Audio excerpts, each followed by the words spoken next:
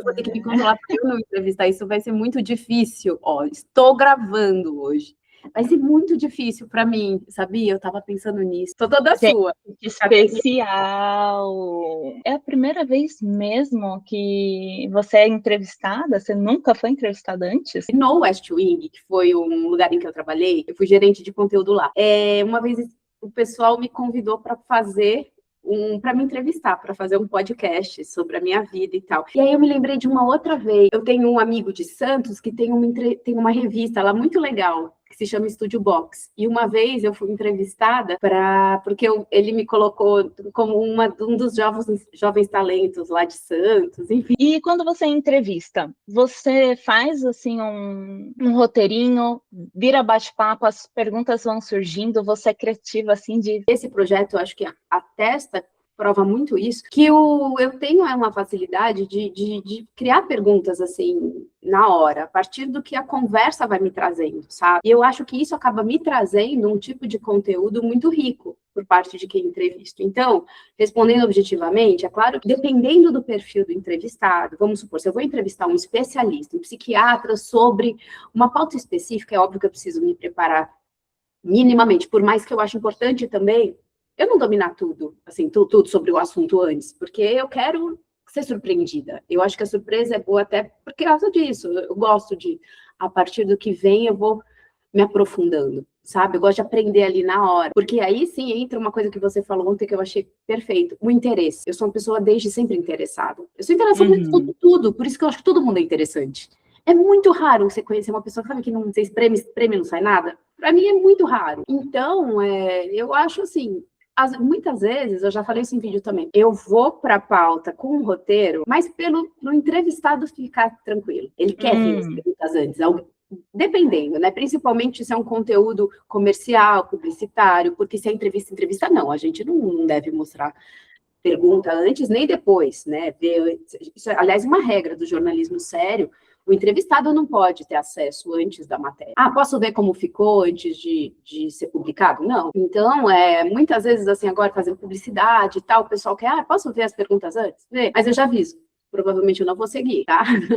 É só para eu falo assim, só para ficar tranquilo, mas eu não vou seguir. A gente vai ser uma conversa solta. E necessariamente a conversa sai melhor. Porque a pessoa fica mais à vontade, não fica dura ali. Peraí, agora deixa. Vai, eu vou falando, você vai falando. E aí a coisa anda. Eu sabia disso. Para mim, na minha cabeça, de alguém que nunca passou por nada parecido, era tudo muito combinado. Porque a gente assistindo, né, rola tão bem que a gente fala, gente, né, a pessoa já sabia ali o que ia rolar. Olha, eu nunca fui para uma pauta, para uma entrevista assim de revista, sabe? Combinando pergunta antes, nunca. Maravilha. E quando é que você decidiu que você ia fazer isso? Eu vou entrevistar pessoas, eu tinha 3 carreiras que me interessavam muito, né? Jornalismo, arquitetura e psicologia. Fazem muito sentido até hoje essas 3 carreiras para mim, sabe? São temas muito presentes na minha vida. Isso eu acho muito legal, porque me conecta, eu nunca deixei de ser eu ali, sabe? Eu amo, já trabalhei em revista de arquitetura, decoração, principalmente. Psicologia, eu flerto muito com isso, eu gosto, já cheguei a pensar em fazer, né, graduação mesmo, em psicologia, agora, quando comecei a ver que o jornalismo estava entrando numa crise, e eu precisava ver para onde eu ia nessa crise, decidi pelo jornalismo, também muito influência por uma visita que eu fiz, acho que no primeiro colegial, no Estadão. Eu fui ao Estadão com o pessoal da minha escola na época, e ali eu falei, puta, esse lugar é legal, gostei do ambiente. Que eu acho que na hora da gente procurar uma profissão, assim, se você quiser, né, pensar numa carreira para fazer uma faculdade, essas visitas, elas são importantes, sabe? Bater papo com alguém do meio, visitar o lugar. Quando eu entrei, me vi ali, eu falei, puta, que legal, gostei da cara da galera, gostei do jeito do lugar, sabe? Eu trabalharia a vida inteira num lugar assim. Foi um match meio automático que me deu.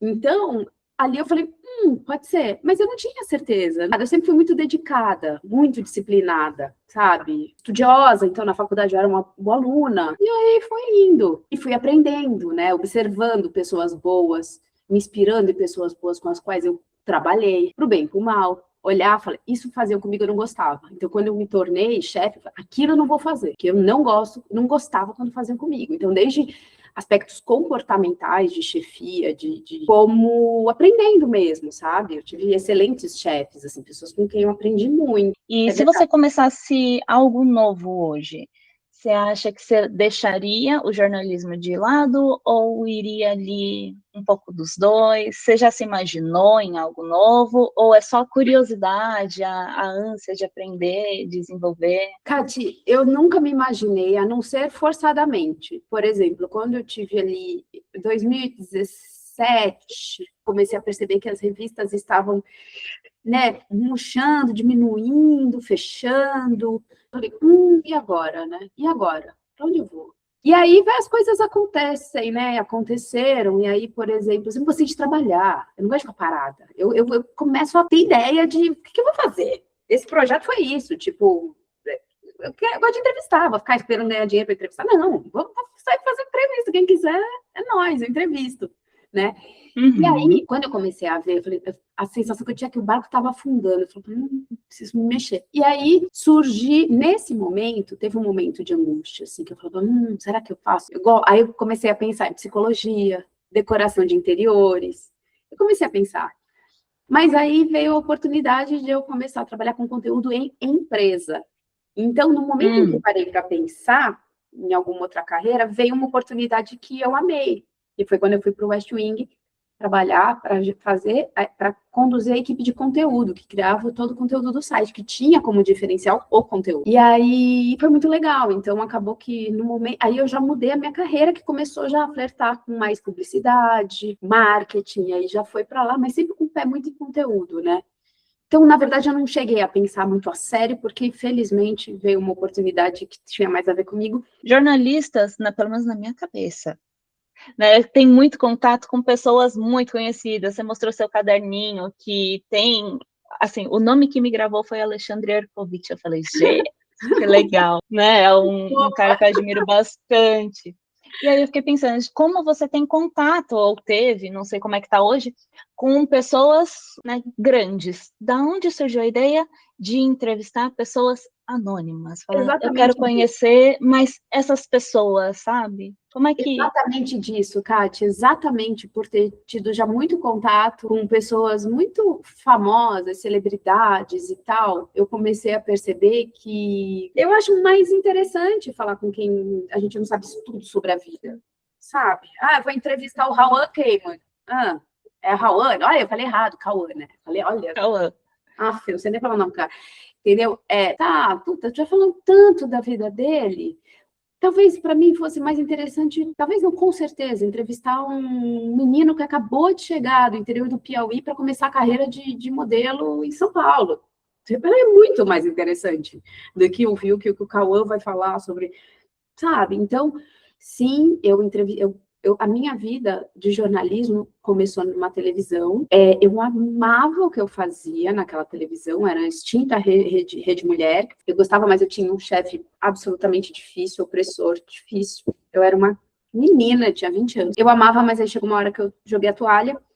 E aí, na sequência, eu fui chamada para ir para a Flash, que era a revista do Amaury Júnior, para ser estagiária lá. E ali começou já a minha vida, assim, trabalhando com celebridade, famoso, artista e tal. É aquilo, Cade, eu lido com o mesmo interesse quando eu entrevisto uma pessoa assim, absolutamente comum, anônima, de uma pessoa famosa. Sempre lidei com isso, entendeu? Nunca fui deslumbrada, zero. Eu acho que isso me fez muito bem também, sabe? Eu sempre vi aquilo como um trabalho. Então, assim, nunca quis misturar... Ficar amiga de entrevistado famoso, nunca. Zero. Então, foi meio daí que eu comecei a... E aí, para mim, é mais saboroso entrevistar uma pessoa que nunca foi entrevistada, sabe? Eu acho que é mais gratificante mesmo. Ela se sentindo ali prestigiada, com uma escuta, porque assim, quando eu entrevisto um famoso, ele tá trabalhando, dando aquela entrevista, tá? Ele tá trabalhando. Às vezes ele não está recebendo, às vezes, assim, por exemplo, se eu estiver entrevistando uma pessoa para uma publicidade, provavelmente ela está recebendo dinheiro. Se eu estiver entrevistando ela para uma capa de revista, ela não vai receber o dinheiro. Porém, ela vai ter uma divulgação que faz bem, que retroalimenta ali ela, né? Que faz bem para ela. Mas aquilo é um trabalho. A forma como a pessoa se porta ali, ela está trabalhando. Às vezes ela está mais assim, ai, puta, claro, vai ser educada, vai ser não sei o quê, mas assim, é um trabalho. É diferente de eu pegar uma pessoa que, meu, que quer, que tá, tipo, afim, que tá animada, que ficou se realizando porque vai realizar o sonho de ser entrevistada. Entendeu? É outra pegada. Sim, faz total sentido. Eu gosto dessa coisa da vida cotidiana, de saber como as pessoas vivem dentro da casa delas, com os problemas delas, como que elas acham, como é que é a relação delas com o trabalho, sabe? Com a família. Eu me interesso, sabe? E é isso, a gente está num momento em que ninguém tem escuta de qualidade, ninguém quer ouvir ninguém com qualidade. E você falou sobre a opressão, né, de que você já passou com chefes. Você acha que para a mulher no jornalismo essa opressão é maior? Você acha que existe uma pressão, uma talvez, não vou dizer a palavra exploração, mas algo parecido com isso para a mulher no jornalismo? Eu não sei te dizer, sabe por quê? Porque os veículos pelos quais eu passei maior parte do tempo na minha vida, trabalhando em imprensa, jornalista, eram, assim, 80, 90% mulher, entendeu? Então, eu não cheguei a ver uma diferença nítida. Agora, o primeiro trabalho que eu tive, acho que o fato de eu ser mulher, acho que o fato de eu ser muito jovem, sim, contribuíram muito para eu ser agredida, muitas vezes verbalmente, pelo meu primeiro chefe, enfim, foi uma coisa assim, assédio moral pesado, e que naquela época eu não sabia que isso tinha nome, eu não sabia nada, eu tinha medo dele, tinha medo, mas eu tive a oportunidade de falar com ele recentemente. E Que ele se explicou legal. bastante. Eu tive a oportunidade de dizer o que eu senti, como eu senti tê-lo como chefe. Mas voltando um pouquinho para o seu projeto, quem tiver interesse, como é que faz? Como é que você escolhe? Ai, Conta um Kátia, pouquinho pra então, você gente. sabe, tá ficando muito difícil para mim, tá ficando muito difícil, porque é muita gente me pedindo para entrevistar. E assim, eu sou sozinha, eu sempre falo isso.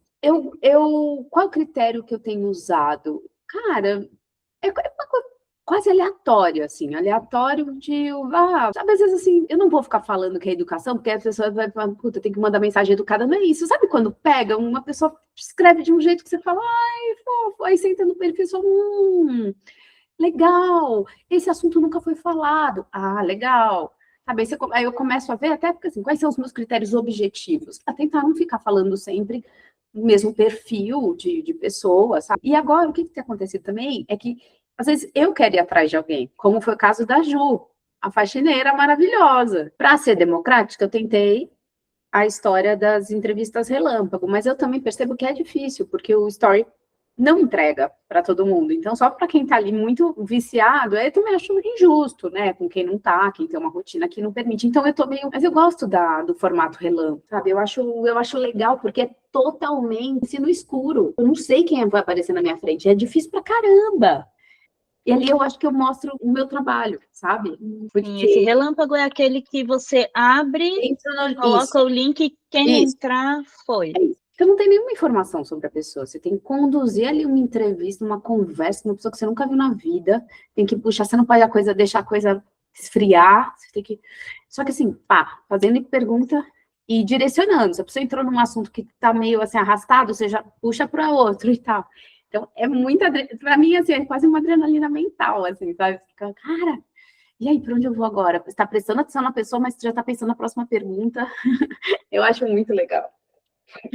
Caramba, eu tô percebendo isso aqui agora. Mas você está indo muito bem. Você está indo muito Obrigada. bem. Muito. Porque eu te acompanho há pouquíssimo tempo, mas quando eu te acompanhei, eu peguei você fazendo analogia da palhaça rubra. E aí você Ai, trouxe algo você da conhece sua ela? vida. Você Não, conhecia? mas Não? o jeito que você trouxe, você começou falando dela, depois você trouxe a questão do alimento com teu filho. Eu falei, gente, que interessante. Né? Olha que legal. E aí, agora, né, te perguntando, você vai falando, eu vou puxando, e aí eu já nem sei mais onde é que eu estava aqui nesse roteiro que eu falei aqui. Importante falar. Eu faço esse conteúdo que eu faço para o meu canal. Eu já expliquei isso nos primeiros conteúdos que eu fiz quando eu lancei esse projeto da entrevista. O que me guia mentalmente é como existe um tipo de matéria que a gente chama em revista de perfil, que é quando eu apresento uma pessoa. Então, vamos supor, Anitta, eu quero que você faça um perfil da Caterine, tá? Para a próxima edição da revista. Beleza, pode deixar. Não precisa falar mais nada, eu sei o que é o perfil. É apresentar a Caterine. O tipo de entrevista que eu faço é para perfil, aqui. Portanto, é uma coisa solta. É esse meu método, que eu gosto da conversa, tal. Eu já vou com uma informaçãozinha aqui na manga, tal. Por isso que eu falo que no começo também eu falei que o meu jeito de apurar seria entrando rapidinho no perfil da pessoa para saber, você é taróloga, tal, mora não sei aonde, tal, papá, já sei por onde eu vou. O resto eu vou descobrir na hora. Agora, se eu sou uma repórter da Folha de São Paulo e vou entrevistar um filho do Jair Bolsonaro, é óbvio que eu não vou assim, despreparada, não vou sem... A postura é outra, porque ali eu preciso ter um roteiro, preciso saber exatamente onde chegar com aquela entrevista, assim, ter um caminho racional, entendeu? Tem que ter informações, tem que ter dados, tem uma série de coisas, mas aí eu tô falando de um outro tipo de entrevista, tá? Acho importante fazer esse parênteses. Anitta, eu vi um vídeo que você falou que você era mega analógica. Eu também me identifico master, né? Tipo, tanto que estou aqui com um papelzinho. Sim. Para você, como é que foi essa transição, principalmente profissional, né, para as redes sociais, do jeito que hoje em dia é tudo muito celular, tudo muito tela? Eu não sei se eu sou exatamente analógica por ser o meu perfil ou por uma questão geracional. Eu acho que, assim, é uma questão geracional, sabe? Assim, tá na minha idade, sabe? Eu fazia lição em folha de almar. A gente pegou essa transição, né, essa geração. Então, quando eu comecei a trabalhar em redação, acho que não havia Google, ou o Google ainda era uma coisa assim muito incipiente, ainda era uma coisa muito rudimentar, quase. Então, as pesquisas eram... Eu nem lembro, a gente apurava direto na fonte, entendeu? Você não pega a informação do Google, fazer a pesquisa, você não consegue ter acesso ao acervo de sei lá, para pegar uma fonte, uma informação confiável. Então, você ia na fonte, você pegava o telefone e ia atrás. Ou tinha aqui no arquivo da Folha, do CEDOC, da Globo, sei lá o quê. Tinha uns caminhos na época. Estou falando de exatamente 20 anos atrás. Aí, beleza, aí o computador veio, facilitou, a gente já foi se aprimorando. Agora, quando entraram as redes sociais, ali para mim foi mais difícil. Porque eu comecei a entender que não era apenas mexer, era dominar uma linguagem, sabe? E tava todo mundo ali meio patinando junto, sabe? Então, tipo... eu trabalhando numa revista, pessoas que comandavam já eram mais velhas que a gente, então, assim, também já é uma geração mais difícil, ao mesmo tempo vinha a ordem de que a gente tinha que alimentar as redes sociais, mas postou o quê? A lógica de revista numa rede social, entendeu? Quando isso surgiu, a gente sabia que tinha que fazer, mas ninguém tinha uma fórmula, e a gente ficava, era muito difícil, e era angustiante, ainda mais para mim, que sempre fui, tipo, sabe, dedicada, tal, sabe quando você fala, cara, como é que faz isso? E não é fazer, não é postar, é fazer sentido.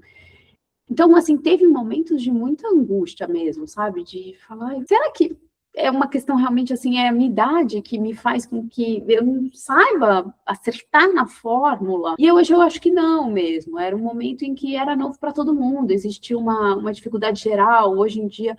E aquilo, eu fui insistindo, até porque os trabalhos que eu passei a fazer passaram a exigir. Ao mesmo tempo, as informações que passaram a vir sobre como fazer bem feito um conteúdo para o digital passaram a ser mais acessíveis, né? Então, hoje a gente já tem muito mais domínio sobre o que comunicar em redes sociais do que antes. Então, foi sofrido, mas aí, por exemplo, de repente me veio esse presente, sabe? Eu ligo a câmera, tenho uma ideia de entrevistar qualquer pessoa, o negócio explode, eu vejo que, pô, eu faço uns conteúdos que eu, sem gastar R$1, nunca patrocinei um post meu, né? Então, né, sei ou não sei fazer? Acho que sei. E aí, o que eu acho? Que tudo que é conteúdo bom, quando o conteúdo é bom, quando ele é genuíno, quando ele é humano, quando ele acrescenta alguma coisa, cara, sempre vai ter audiência. Sempre vai ter audiência. As pessoas querem se conectar com o real. Uma vez eu recebi um feedback de um cara que me segue, falando assim, ai, Anitta, eu gostava mais quando você não passava nada no rosto, você ligava a câmera e fazia assim, descabelada mesmo, não sei o quê. Aí eu passei a voltar a fazer vídeo assim, acordei, liguei a câmera e faço. você ali, né? Completamente. Eu tô aqui na minha casa, entendeu? Vou ficar fingindo que nada a ver, não tem nada a ver comigo, gente. Quem me conhece sabe exatamente como eu sou, gente. Eu vou ficar fingindo. Se eu fingir, a coisa não dura até ali, entendeu? Porque não vai ser baseado em mentira. Foi difícil, mas eu acho que agora eu já estou muito mais à vontade, assim. Porque aí, depois disso, eu fui para uma empresa de tecnologia super... uma empresa de tecnologia, uma startup que vende soluções para o crescimento do varejo, tipo software. Trabalhava a comunicação dessa empresa. Eu tinha que fazer os potenciais clientes entrarem no site e entender o que era aquilo. E era muito difícil de explicar o que era aquilo. Só que era uma empresa de tecnologia. Então, assim, ela era tudo muito rápido, tudo muito ágil, tudo com um monte de sistema super, assim, moderno. E a tia que é analógica. Então, assim, mas foi nessa empresa, por exemplo, que eu comecei a fazer vídeo, entendeu? O meu chefe, que era super high-tech, virou um amigo. Um dia ele virou para mim e falou: Anitta, vai, chega, grava aí você. Ai, não aguento mais falar, eu sempre fui assim. Foi essa coisa meio da coragem mesmo, sabe? De tipo, cara, eu não tenho medo. Tenho medo. Eu sei no que eu sou boa. Eu sei no que eu não sou boa e eu sei o que eu sou boa. No que eu sou boa, eu me garanto. Então, cara, surgiu esse trabalho, beleza, vamos. Vai ter um monte de coisa nova aqui que eu não sei. Mas aqui eu me garanto, então vamos. Entendeu? É meio assim, aí vai. Então, hoje eu estou meio high-tech, vamos dizer assim, para os meus padrões.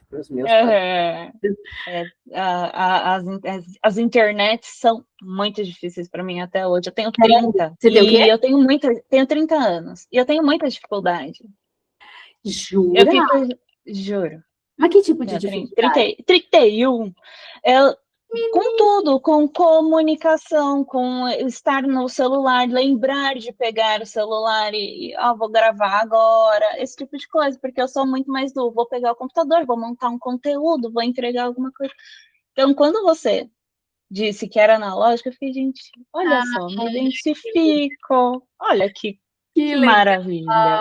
E, Anitta, fala um pouquinho como é que foi a maternidade com relação ao trabalho. Olha, foi muito feliz, porque eu tenho duas mulheres maravilhosas na minha vida, que são mulheres que... Minha mãe e minha sogra. São mulheres que sempre trabalharam muito e sempre me incentivaram a trabalhar muito. Né? Nunca deixar a carreira em segundo plano por conta da maternidade, mas sim conciliar. Então, minha mãe, por exemplo, é meu maior exemplo em relação a isso até hoje. Ela trabalha e tem um cargo importante, enfim, lá em Santos. E minha sogra também foi, assim, já está aposentada, mas sempre trabalhou muito. E, assim, quando meu filho nasceu com 6 meses, quando eu fiquei grávida, eu queria botar na cabeça, eu botei na cabeça que eu queria ficar 2 anos afastada, só cuidando do meu filho. Exatamente porque minha mãe não fez isso comigo. Ela engravidou, ela era muito jovem, estava na faculdade ainda, enfim. Então vou fazer diferente. Pelo menos 2 anos só cuidando do meu filho. Deu 6 meses, eu não aguentava mais ficar ali só naquela função, né? E aí surgiu o convite de eu ir para a revista Trip. Meu filho estava com 5 meses. Minha sogra, quando soube, falou: vai que eu te ajudo. Cara, ela levava meu filho para mamar na hora do almoço. Eu amamentava ele de manhã. Na hora do almoço, ela levava no fim do dia e deixava leite lá. Então, eu nunca vou esquecer isso. Foi ela, principalmente, que fez com que eu conseguisse, desde sempre, conciliar. E ficou nessa rotina, assim, quase 1 ano e meio. Entendeu? Então, minha mãe também sempre me dando uma força no fim de semana. Então, mas foi principalmente por essas duas mulheres maravilhosas que foi plenamente possível eu conciliar. Nunca tive problema. Ai, que sonho! Gostou? Sim, e que bonito, né? Muitas mulheres deixam a maternidade ou escolhem não maternar por conta de profissão, de desenvolvimento, seja pessoal ou não, né? Profissional. Mas, Anitta, mulher, jornalista, analógica, quais são os adjetivos que você fala? Me descrevem. Ai, que delícia essa pergunta. Ah, cara, eu acho que impulsiva. Eu usaria os adjetivos arianos, tá? Eu sei que você é do tarô, eu não sei se você é da astrologia também. Eu sou absolutamente ariana, média. Eu sou impulsiva, eu sou agitada, sou animada, sou... tudo que descreve a ariana eu sou. O que mais? Mas eu acho que... eu não sei. Eu acho que eu sou uma pessoa comum. que eu sou, pessoa comum, que acha importante ser uma pessoa comum, sabe? E acho ainda que mais isso é hoje, meio né? bonito. O quê? Ainda mais hoje, né? Com É, todo mundo tentando caber em caixas. exatamente. Eu sou comum. E acho importante. Eu tenho, acho que uma coisa que eu passei a valorizar muito, isso é legal, e tem a ver com a maternidade. Eu tenho a noção do meu tamanho no mundo, no universo. Então, eu tenho essa noção. Por isso que eu me interesso por. Eu não me deslumbro facilmente. Eu já, cara, já nessa, principalmente nos anos em que eu trabalhei em revista de luxo, lifestyle, eu vi muita coisa. Eu viajei para lugares que eu jamais conseguiria pagar. Fiquei hospedada em hotéis que eu nunca, como jornalista, conseguiria pagar. Eu só estava ali porque eu estava trabalhando, a trabalho. Eu nunca me deslumbrei com isso, festa, sabe? Não, isso não é. Eu sempre penso, cara, isso é meu trabalho. A minha vida não é, sabe? E isso, para mim, reflete muito quem eu sou, os meus valores, a forma como eu fui criada. E é isso. Acho que outras características é isso. Eu sou absolutamente, assim, honesta, franca, transparente, mas educada, né? Porque, né, falo que vem na caminho. Não, sou educada. Muito bem educada. É meio isso. A última pergunta que eu tenho, pelo menos aqui anotada, né? Porque vai que surge outra. O que você diria, eu coloquei essa lá também, né? Para as curiosas e, no caso, para as interessadas, como a Anitta. Para nunca perder esse interesse, essa curiosidade, porque é isso que faz a gente ser bom no que a gente faz. Isso faz a diferença. Uma vez, quando eu estava no West Wing, era uma empresa muito legal, é uma empresa muito legal. Eles me convidaram para fazer o onboarding, né? Onboarding é o procedimento, é tipo a recepção das pessoas que estão chegando ali naquela empresa para trabalhar a partir daquele momento. E era para eu fazer tipo uma palestra, não sei qual era o nome, mas era tipo uma conversa com o pessoal ali. E aí eu nunca tinha feito isso e tal. Eu parei e escrevi umas coisas e eu acho que o que eu apresentei, e foi uma legal, porque depois eles fizeram uma votação e parece que houve vários líderes da época foram convidados para falar, e eu acho que o meu, eles gostaram muito, assim, foi, tipo, bem avaliado. Essa conversa que eu liderei com essa galera que estava entrando. Eu falei muito sobre isso, sobre a curiosidade e o interesse, que eu acho que isso, cara, isso é vida.